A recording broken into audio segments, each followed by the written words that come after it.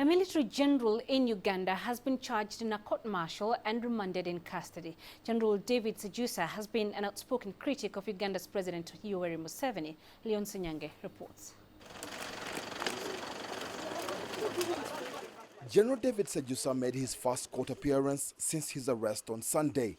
The packed court listened intently as 5 charges were read to the former spy chief. By virtue of Section 1191A of the UPDF Act 2015, is hereby charged with statement of offense, absence without leave contract Section 148, 1(2)(b) of the Uganda People's Defence Forces Act. General, have you heard and understood your charge?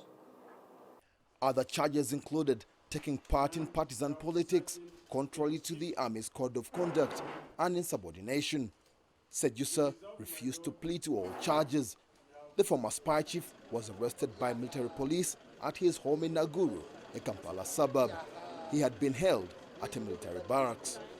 General Sejusa for now will be held in a maximum prison facility where he will be until he returns to court next week. But the matter of whether he is still a serving officer remains a major aspect of his trial. Sejusa's defense lawyer, Ladislas Wakafuzi, says his client is being unlawfully charged for contravening the Army Code of Conduct. A case before the country's High Court is yet to determine whether Sejusa is still an Army officer or not. He applied on 31st January 2014 to leave the army, and the reply, according to the law, was supposed to come within 90 days. It did not come, and as far as we are concerned, he was constructively discharged from the army, and therefore he is free to play partisan politics like any civilian. Sejusa is the former head of the country's military intelligence and a prominent critic of President Yoweri Museveni, who has ruled Uganda for 30 years. The Army General went into self-imposed exile in 2013 and returned to Uganda a year later. Ssenyange, CCTV, Kampala. Well, ahead of the presidential poll set for the 18th of February, Ugandans have taken to social media to pledge their dedication to peace before, during and after the much-anticipated election through the hashtag #IChoosePeaceUG. Here's a look at what some Ugandans had to say.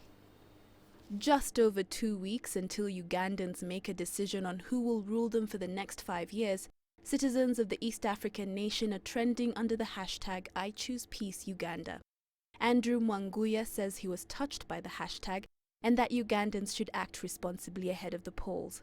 OPP took time to appreciate Uganda and all it had to offer. As for Sam Agona, he was keen to note that a free and fair election will result in peace. Susie's patriotism will not allow her to resort to violence, while Besigye was keen to remind Ugandans to respect political differences. And finally, Kamia Simon is urging Ugandans to look beyond the elections. Catherine Ogunde, CCTV.